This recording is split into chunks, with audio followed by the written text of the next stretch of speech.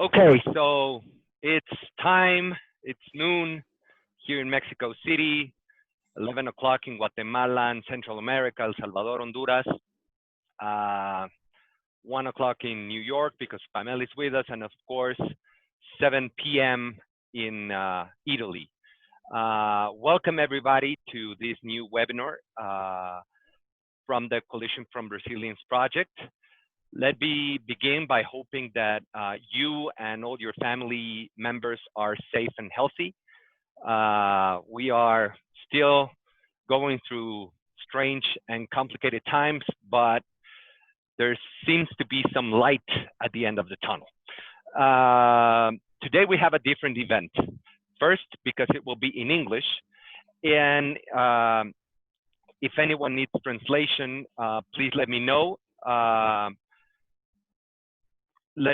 And I'll be happy to translate for you guys. Second, because the network of experts is going across the Atlantic Ocean, specifically to Italy, to present you Addio Pizzo, which is a civil society organization and movement that has been fighting extortion from the Italian mafia for over 15 years. This movement might seem distant to us from what we do in Central America, but just trying to admit someone else. But it's really not. I think there are some parallels and differences that could shed light to alternatives for civil society in Central America and in the northern countries to become more resilient to this criminal phenomenon. Welcome to everyone that has just joined us. We are just beginning, and I'm going to present Eduardo Saputo, who is who will be presenting us the work that Addio Pizzo has been doing for many years. He is the co-founder of Comitato Addio Pizzo, an anti-mafia grassroots organization established in Palermo in 2004. For Addio Pizzo, he has been responsible of the website and of the data management. On behalf of this organization, he currently manages the relation with foreign press and with the network of NGOs worldwide. He has given didactic speeches and participated in conferences in foreign universities or during international events in the USA, UK, Ireland, Germany, and Australia. He's also the co-founder of Addio Pizzo Travel, a social enterprise and tour operator that was born as a branch of Comitato Addio Pizzo, which offers mafia-free travel experiences. And since 2019, he's also a member of the network of experts of the Global Initiative Against Transnational Organized Crime. As usual, Eduardo will present for around 30 minutes, and then we will have more or less 20 minutes for Q&A. So please make sure during this period your microphones are off and muted. If you have any questions, please type them down in the chat. They could be in Spanish. Pueden enviarlas en español si necesitan apoyo. Con gusto hago la traducción para Eduardo y podemos tener una combinación de español, italiano, inglés. Y bueno, without further ado, Eduardo, please talk to us and present to us your very interesting work with Addio Pizzo. Thank you.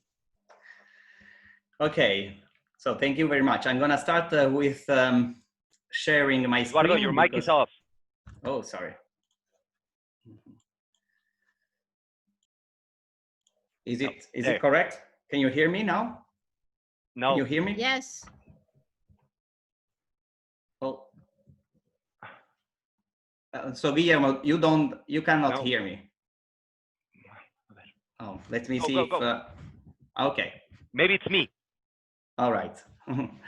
Okay, I'm gonna share my screen because I prepared a PowerPoint presentation. Just a minute. Okay. And well, first of all, of course, thank you so much. Hello, everybody, and thank you. Thanks, Guillermo, for inviting me to this webinar. He gave me a very good presentation about myself and about the organization itself. So, all right. So my name is Eduardo Saputo. I live in Palermo, and I am a co-founder of Comitato Addio Pizzo. This organization was born in 2004 as a grassroots movement, and it specifically targets the pizzo, so the system of extortion run by Cosa Nostra, by the Sicilian mafia. I'm going to start describing a little bit the characteristic of pizzo in Italy, and probably, yes, you can find some similarities with the extortion phenomenon you experience in Central America. First of all, the word pizzo, this is pretty interesting. The word pizzo comes from the Sicilian language, and literally it can be translated as beak. It refers to the act of dipping the beak into the victim's pocket. So like the beak of the bird that get a sip of water, so does the mafia with money. The victims of pizzo are shops and business, small, middle size, and big also. And each of them pay an amount of money that it's depending on the size of the shop. So it's basically, pizzo is like a progressive income tax. The more the shop earns, the more they pay. And pizzo is one of the most traditional activity of Cosa Nostra in Sicily, even if it's not for sure the most profitable.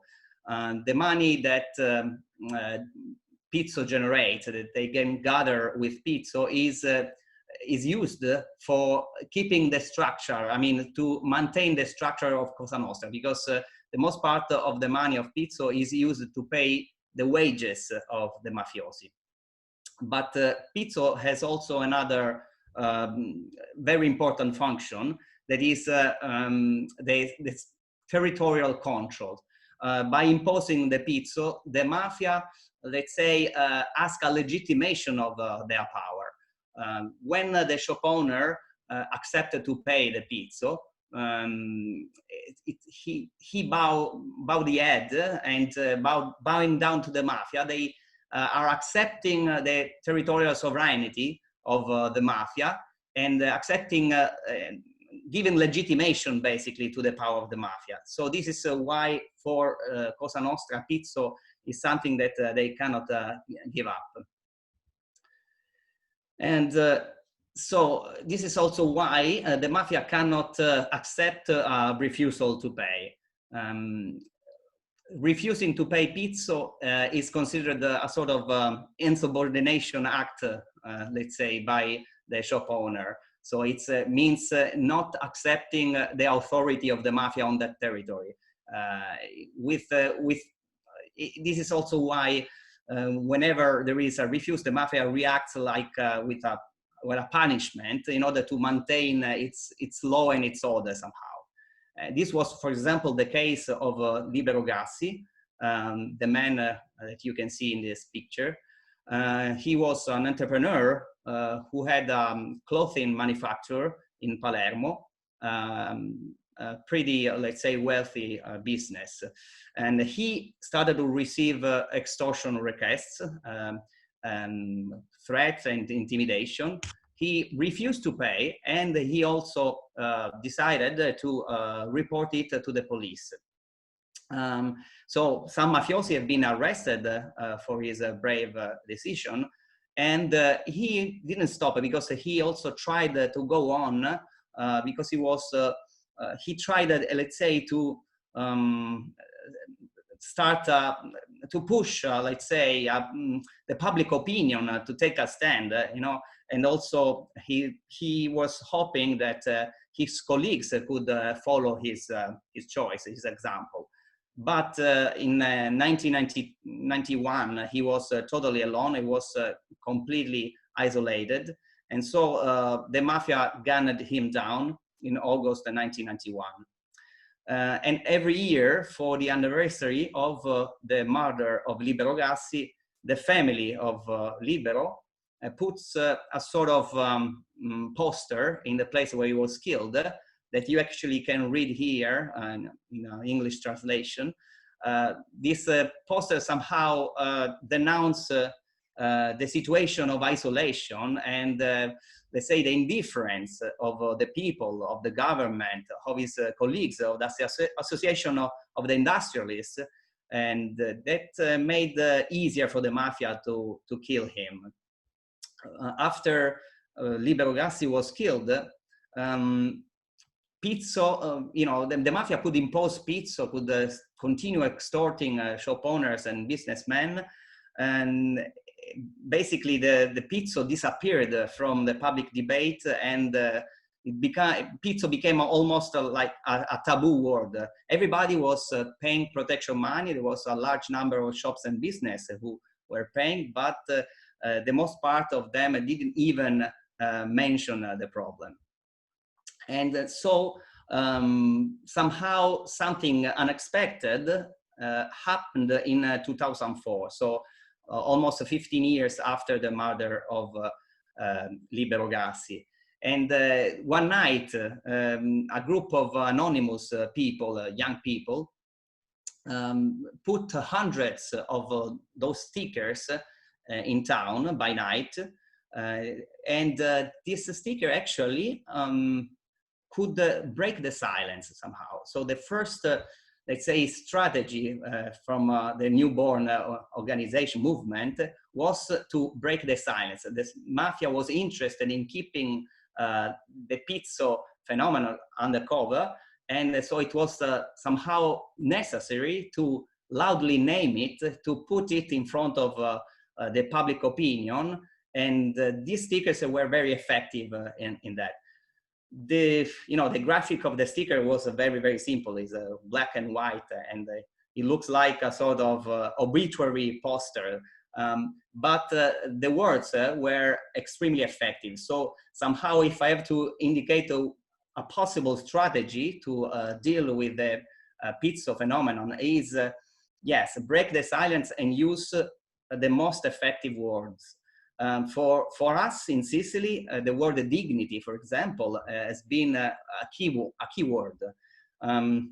Dignity is something that cannot leave a Sicilian indifferent. We are very proud people, and so the accuse of being without dignity is really, really strong. You know, this sentence, it could be translated somehow in Spanish like un pueblo entero que paga el pizzo es un pueblo sin dignidad. Another expression that it was a sort of a key word for the first step of the Addio Pizzo movement was the expression intero popolo, the pueblo entero, the entire people. Somehow, you know, for the first time, people didn't blame just the shop owners because they do pay directly the Pizzo, the protection money, but somehow let's say the responsibility of the situation was moved to the entire community. So in a city where the most part of the shops were paying Pizzo, also the citizens that accept the situation and does not rebel are somehow, let's say, part of the problem, and so they have a responsibility on that. The sticker basically gave birth to the grassroots movement that later was named Addio Pizzo. The idea of the entire people actually sort of changed, let's say, the perspective about the Pizzo phenomenon. And during our first assemblies and meetings, we start also to develop a critical thinking focused on the role of the consumers, let's say, concerning the problem of pizza. So basically, we started to think that our money as people who lives in Palermo are indirectly, let's say, going to in the pockets of the mafia. Somehow it's the consumer's money that goes to the mafia and makes it grows and richer. And so somehow the consumer was put in the center of the problem, and actually also we indicated somehow the fact that the consumers could also be a part of the solution. We also, let's say, moved towards a reconfiguration of the representation of pizza. For a long time, pizza was considered normal in Palermo, was considered socially acceptable, also sort of a characteristic of the Sicilian economy, something that is part of that. And we started to raise awareness among the people about the social and economic consequences of pizza above the entire community. And so pizza started to become clearly at this value. We did it with an insisting campaign, communication and sensibilization campaign, with stickers, but also with banners, with web pages, with the press, with media, and so on.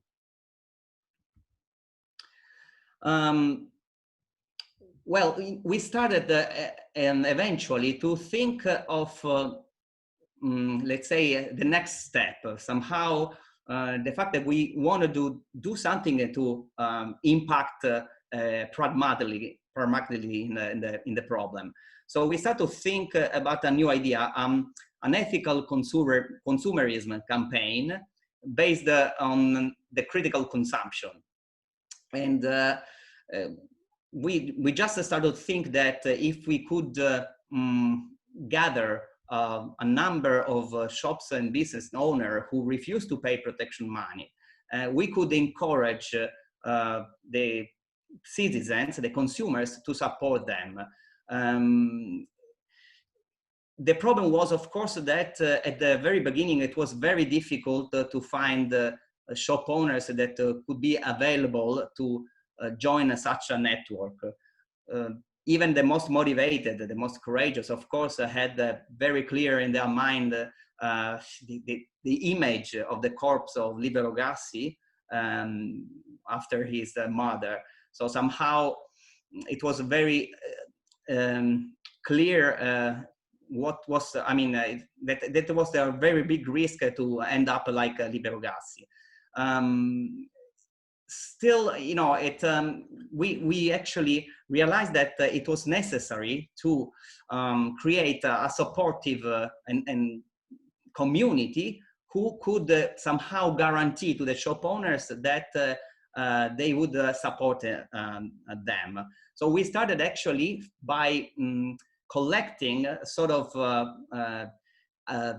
let's say, we asked the citizen to sign a petition. So we asked them to sign a commitment to support a network of mafia-free shops and business as soon as it will be published.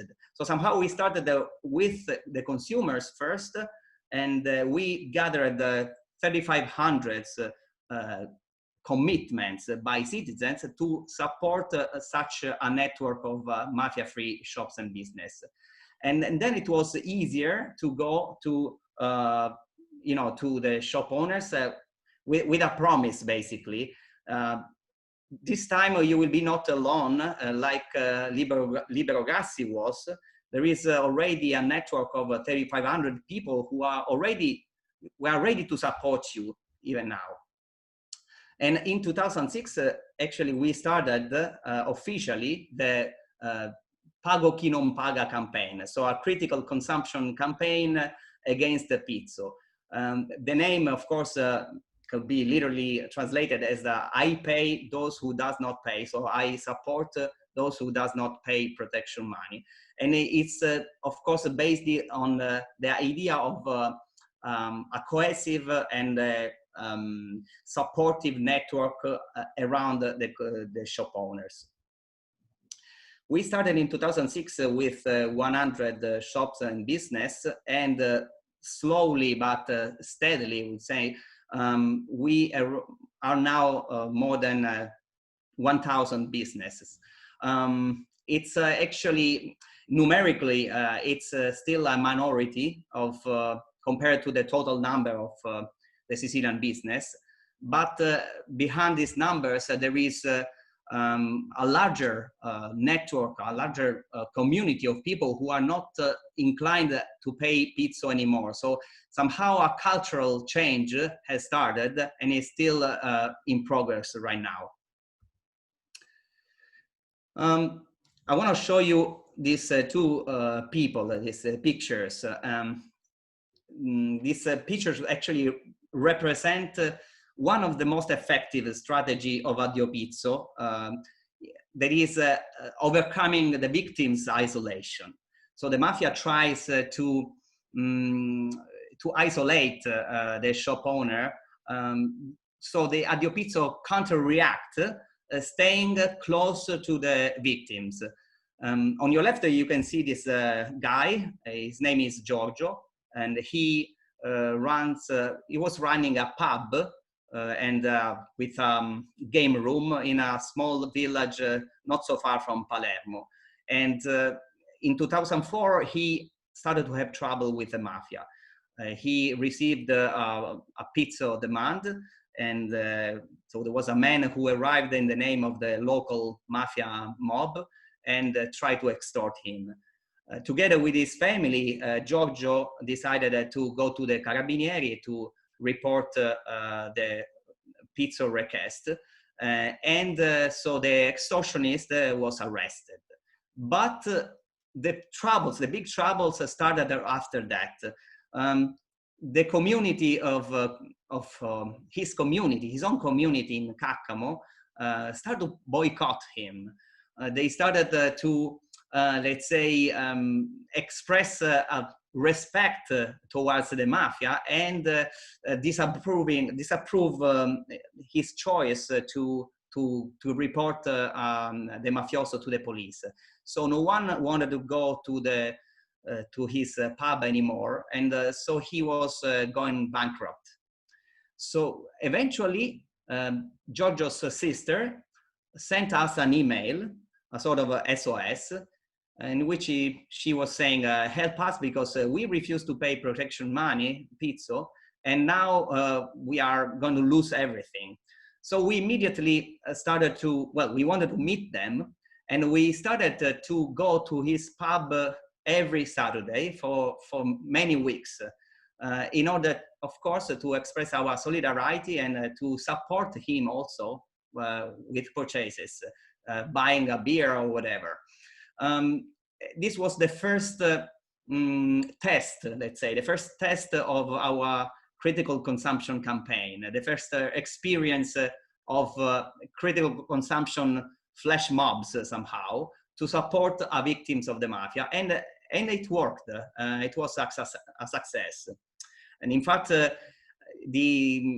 Giorgio now also has a very, let's say, a pastry shop that sells Sicilian products all over Italy. So somehow he recovered from his economic troubles, and he's still a healthy and wealthy business. On the right-hand side, you see another man, another victim of the mafia. His name is Rodolfo Guaiana. He was one of the first entrepreneurs who joined the Addio Pizzo business network. In 2007 anyway, the warehouse where he was working, he had painting and hardware manufacturer in Palermo. So it was completely burned, was destroyed by the mafia. Why? Of course, because of his refusals to pay protection money.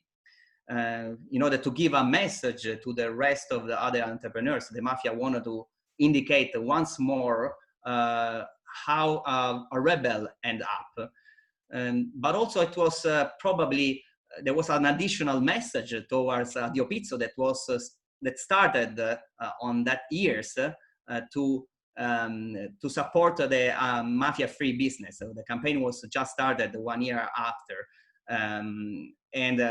So basically, the mafia tried to suggest somehow that nothing has changed, that you know, this is what you get when you mess up with us, and no matter if there is Addio Pizzo or there is a network who support us.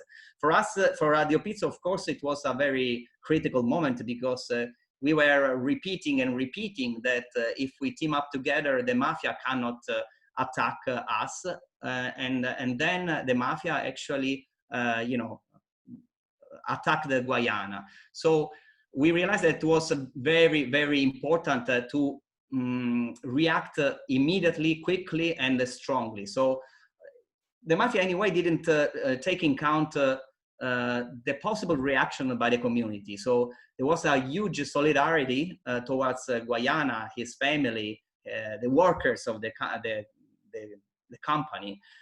There was everybody was actually calling him to encourage him not to give up, and the organization, the association, started to lobby the local government in order to let's say to act quickly and help Guyana. So he received very, very quickly a new warehouse, so a brand new area where he could start again his business without losing contracts and so on.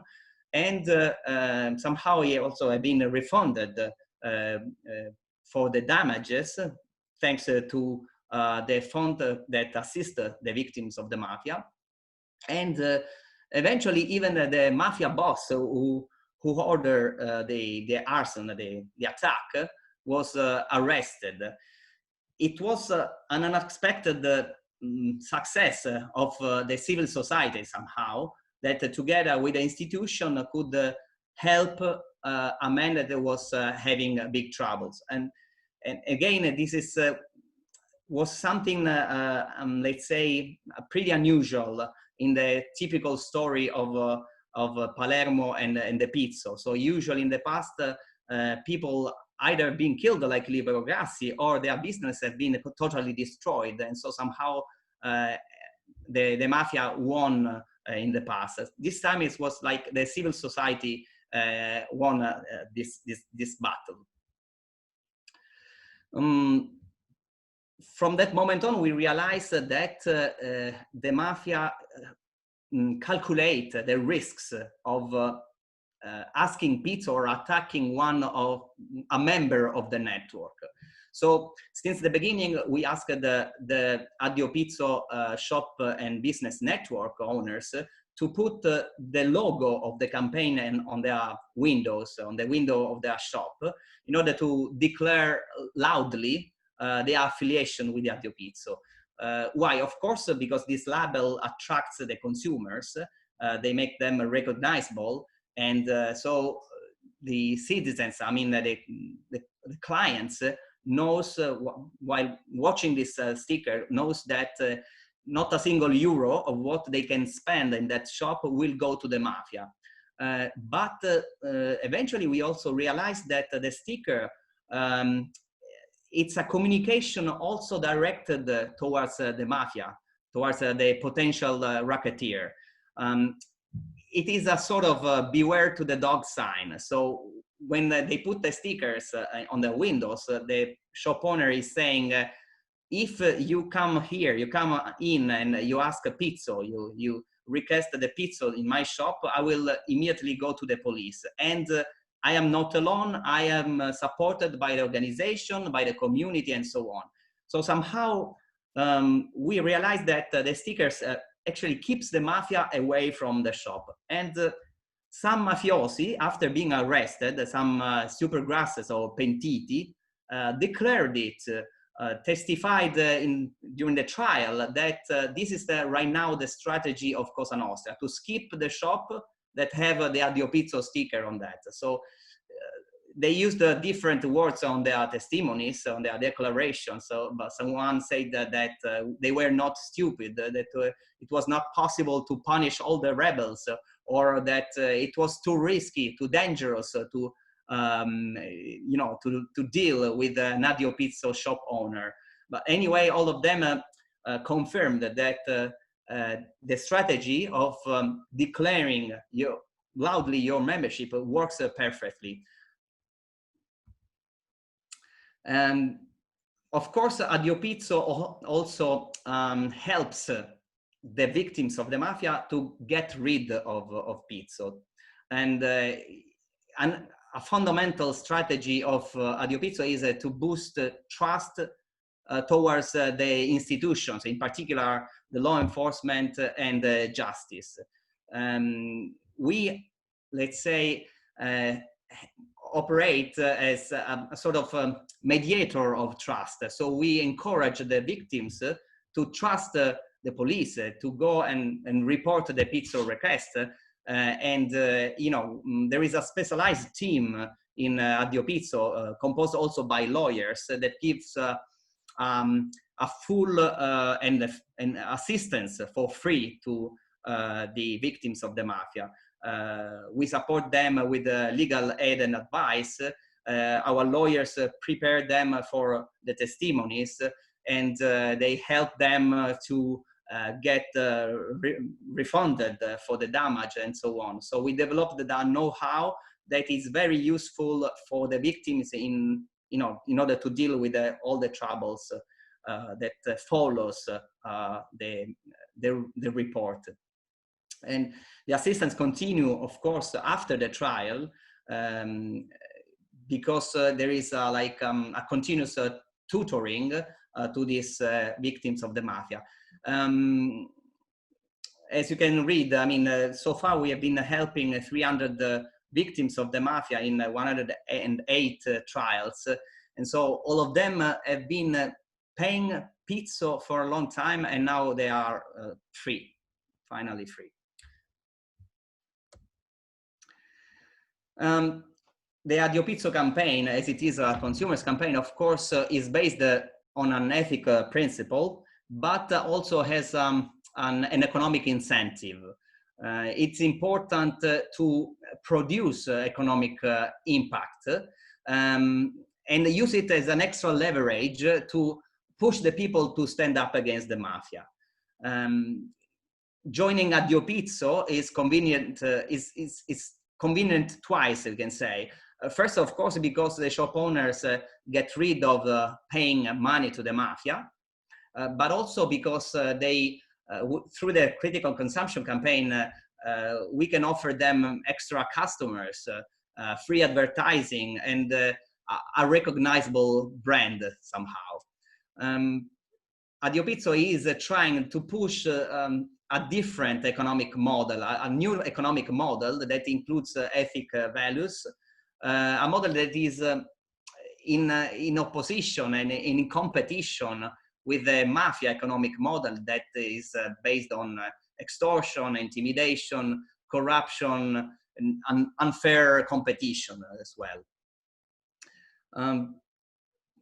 The anti-mafia economy has been growing. The network of mafia-free business increased their revenues and offers also new job opportunities.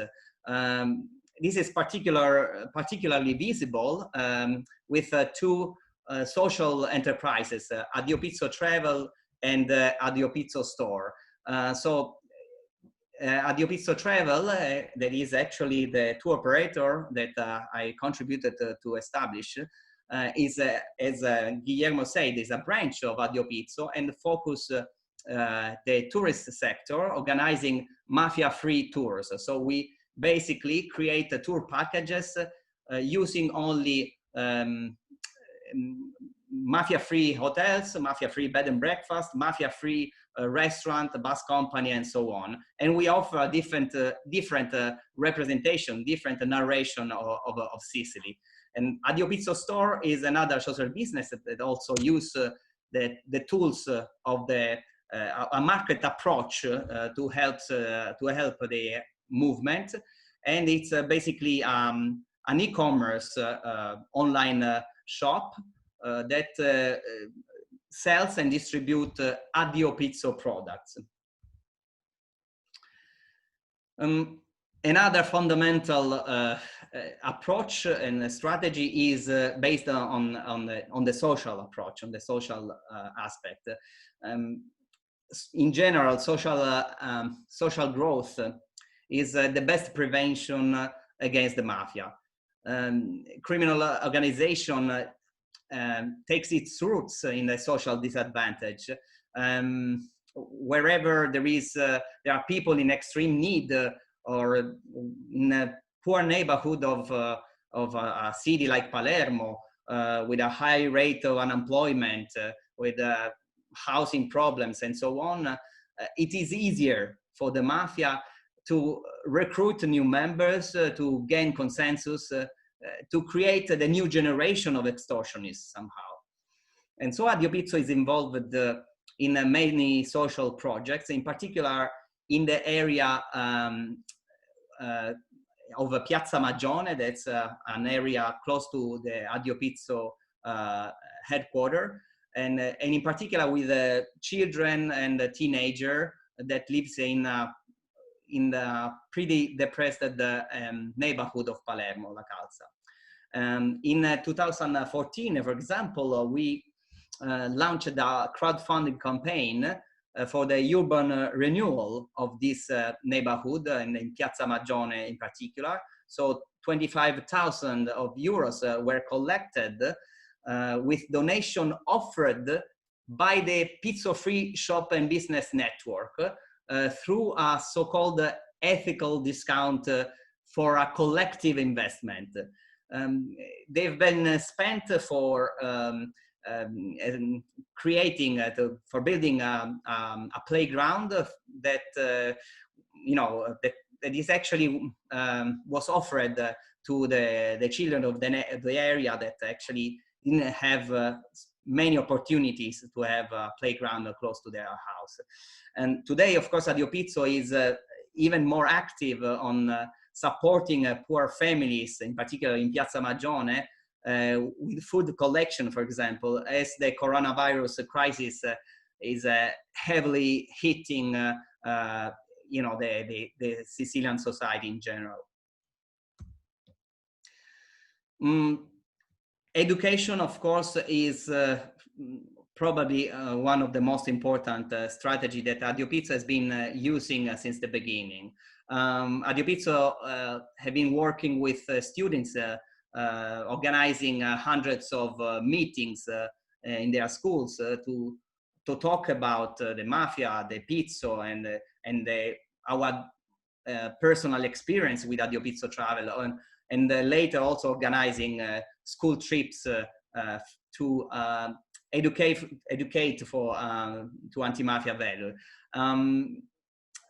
These efforts to intervene on the students in order to create a cultural change has been effective somehow. Sometimes it's very good when we meet. We've been requested by people, young people who want to start a business, want to, you know, come to our place to join the Addio Pizzo network, and they declared that the first time in which they had this idea, when we met them at school during the Addio Pizzo projects. So there is a high rate of young business in the Addio Pizzo network, and yeah, there is a story I would like to share because it's it's very interesting. There was a man who actually decided to go to the police and report the mafiosi and the extortions he was subjected because his daughter asked her, after a meeting with Addio Pizzo in school, she asked him if he was paying. And the father was so ashamed to say yes to the daughter or to lie to her that, I mean, this pushed him to decide to go to the police and report the extortionist. So stories like this give us hope that the young generation will complete the cultural revolution against the pizzo that we started in 2004 with the simple stickers. So thank you for your attention, and I don't know if I went over the time limits, but yes, I'm ready for your questions.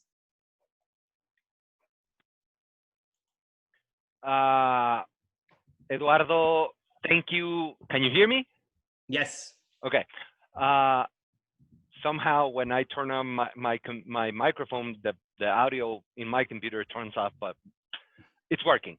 Thank you for this presentation. I think it relates a lot, or it can relate a lot to Central America, to what's happening in Central America. There's plenty of people here that can have many questions about what you guys have been doing, which is a very comprehensive approach. It's not just tackling the criminal phenomenon itself, but working with the society, with businesses, with children, with communities. It's very comprehensive. And I think it's the right approach, and in a way could shed light in what's needed in Central America, and especially in the northern triangle countries, in Guatemala, El Salvador, and Honduras, which is more pervasive, this crime. But we have the first question. So Rosalba Landa, who is in Mexico, is asking, how does the association work without anonymity, and how come the mafia did not violently respond to the decision to pay pizzo? That's from Lucia Damer, who is in Chile. Okay, so we were an anonymous movement just at the very beginning. So let's say for less than 1 year, we have been, let's say, doing our actions, usually by night with the stickers and so on. And yes, but eventually after 1 year, we realized that if we wanted to ask the shop owners to put their face, to make the brave decision of publicly declare, I do not pay protection money, of course, we needed first to get out of the anonymity. And so the first year, let's say that anyway, after the first year, the situation, the general atmosphere was that from a very small group of people, there was a supportive community. We had followers, young people that wanted to join us, want to help. And so we realized that it was really safer. It was safer compared to the beginning, of course, and it was anyway really necessary. So the mafia, I think they watched what was going on without believing that we could have an impact. Even for us, it was surprising after 1 year that we started to to push people to finally to rebel. Eventually, when the mafia realized that it was necessary to give a stronger reply, let's say, to the network, was in 2007 when they set fire to that business, the Vienna warehouse. Anyway, it was anyway too late, because, as I said, the cultural change was going on, and people were already had a lot of awareness on the fact that it was necessary to team up, to stay together with the victims of the mafia. Otherwise, of course, the story of Libero Grassi could repeat. On the following years, we have been, in general, let's say, feeling pretty safe, in the sense that, as I say, that there is a larger community, there is strong strength in numbers. there is safety in numbers. There is no one who is overexposed compared to the others. The network itself works like a shield that protects the one that is in danger in that moment. And of course, we are optimistic because after 15 years, there was not a real attack against the organization or against one of the activists. And so it's more and more unlikely that the mafia could do a stupid mistake like, attacking one of us. You never know because, of course, the strategies of the mafia are decided by people. And if a new mafia boss like Totò Riina come back, maybe something can change. But in general, as long as I can feel that there is such a support, such an international support too, such an attention on the activities of Addio Pizzo, we feel safe as well.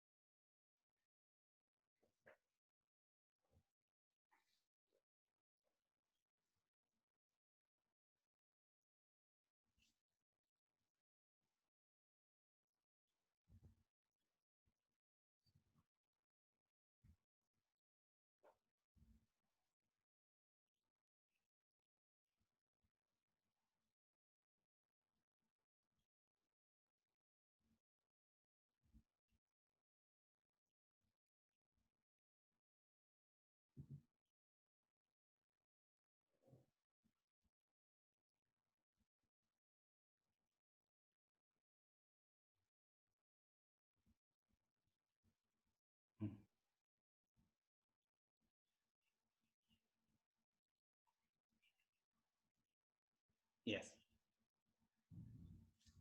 Mm-hmm.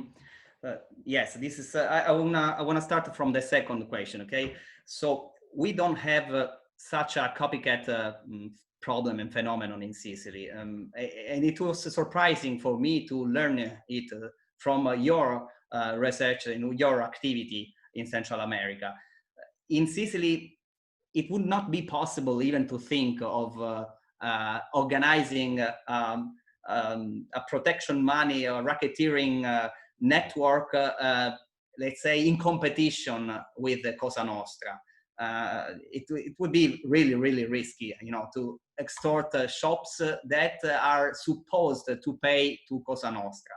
In Sicily, let's say that Cosa Nostra has basically the monopoly of the illegal activities.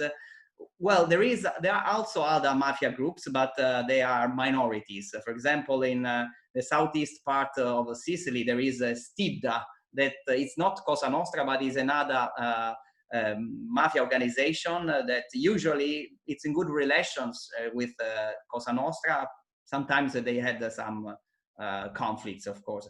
Now also it's interesting that we experience also new, let's say, foreign mafia groups, the Black Axe, for example. So it has been recognized as a mafia-style criminal organization that operates in Sicily as well. It looks like that the Nigerian mafia, the Black Axe, asked a sort of permission to Cosa Nostra to deal with the specific crimes, like, for example, prostitution or some drug traffic. So they have sort of agreements or anyway authorization by the Sicilian mafia that actually is, controls completely the territory. What was the other question? Sorry, can you repeat? The first one.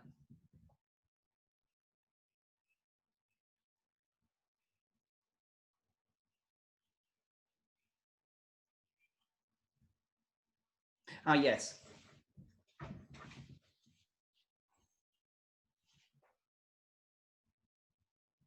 Yes. Again, I think that compared to other contexts and situation, the situation in Sicily and in Italy is a little bit different because in general, we can say that we can really trust the law enforcement and their work against the mafia and against for the repression of Pizzo. We, let's say, start to trust little by little both policemen and carabinieri, and so we actually started to work together. So in particular, the group inside Addio Pizzo that is specialized in the assistance of the victims works in tight contact with the law enforcement. Sometimes it happens that the shop owner comes to our place or call us and says, help me, I have a problem, I'm paying pizza, I wanna get free. And of course, the first thing we can do with him is to talk, to listen, and then to go together to report to the police or to the carabinieri.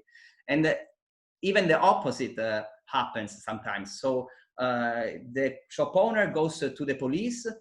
The police, of course, they do the report and so on, but immediately after, the police call us and says, we have a case, very delicate, and so help us in dealing with this case. Even the law enforcement knows perfectly that in order to guarantee the safety of the victim of the mafia, it's easier if they put in contact with an organization that developed a know-how about that. So it's really a joint of the civil society approach, that of course is our approach, together with the institutional one. And you know, why I say that sometimes it's different compared to the other country, because in other countries we know perfectly that sometimes there is corruption in the police, or there is sometimes even the law enforcement runs you know, some racketeering business. This does not happen in Sicily in general. As an institution, we can trust the police. There is a specific reason also. I mean, during the 80s, many policemen, carabinieri, officials have been killed by the mafia. So somehow, of course, the law enforcement has been dealing against the mafia, working against the mafia also in order to protect themselves. And so I would say that when I think of the effectivity of the state, the government approach, I think in particular of the work of the law enforcement and of course the prosecutors and the judges.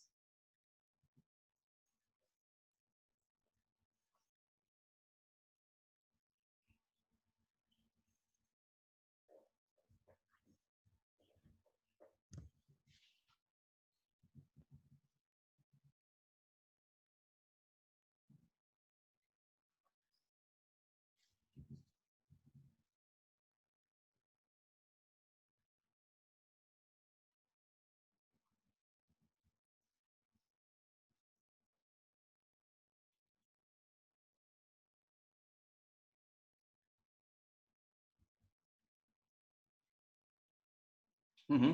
Yes, Addio Pizzo is a non-profit organization, and it's self-financed. We receive donations from Italy, sometimes also from abroad through PayPal and other channels. It's actually all volunteering. So right now the Addio Pizzo group is 25 members, and just a couple of them are paid by the organization because they take care of the office and the secretaries. Addio Pizzo is also supported by a growing network, let's say, of social enterprise. For example, Addio Pizzo Travel. So when we organize, when Addio Pizzo Travel, that is a cooperative, so it's a business actually. When Addio Pizzo Travel organize its tours, we destinate an amount of what is spent for the vacation, for their trip, to Addio Pizzo. So somehow Addio Pizzo Travel finance, like give donation to Addio Pizzo. Same thing for Addio Pizzo Store, that destinate a percentage of the revenues to Addio Pizzo. And same thing also for the lawyers. The lawyers that works for Addio Pizzo works for pro bono for Addio Pizzo and gives free assistance to the victims of the mafia. When they win the cause, when they win in trial, they receive, of course, the reimbursement of the legal expenses, and even the lawyers donate as a part of that, a percentage of that reimbursement to Addio Pizzo. So somehow Addio Pizzo, yes, is an NGO, it's a volunteer group, but it's also supported by a network of social businesses.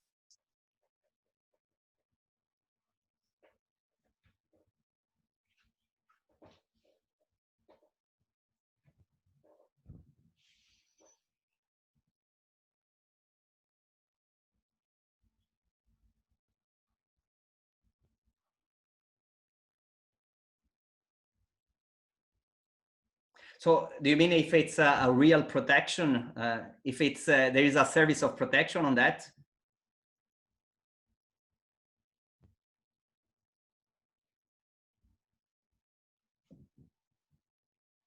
Hi, Eduardo. It's Pamela, and I think Guillermo's microphone stopped working. Yes, that's that question I have. I've often heard people kind of interchangeably use extortion payment and protection payment, and I'm seeking clarification as to whether people who actually paid the extortion funds were ever really provided with protection, which is something that is to some extent being publicized in Honduras by MS-13, but there seems to be a lot of questions revolving whether that's really true or whether the gangs are just stating it in that manner in order for people as a form of enforcing extortion payments.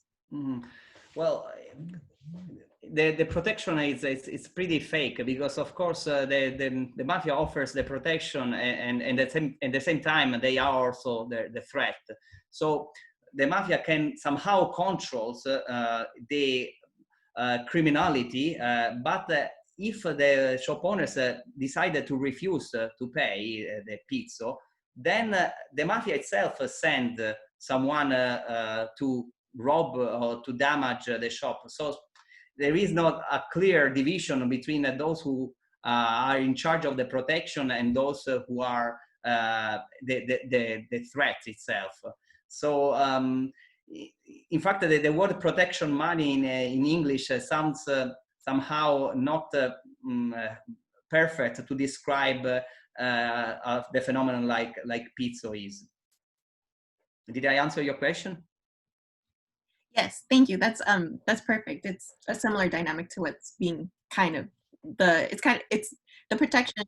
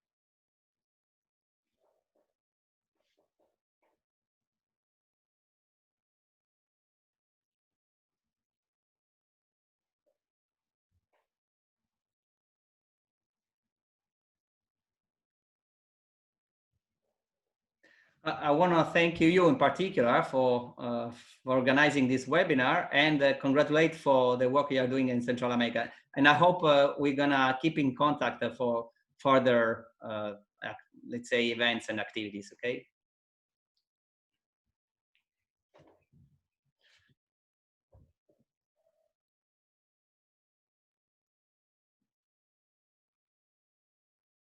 Cheers.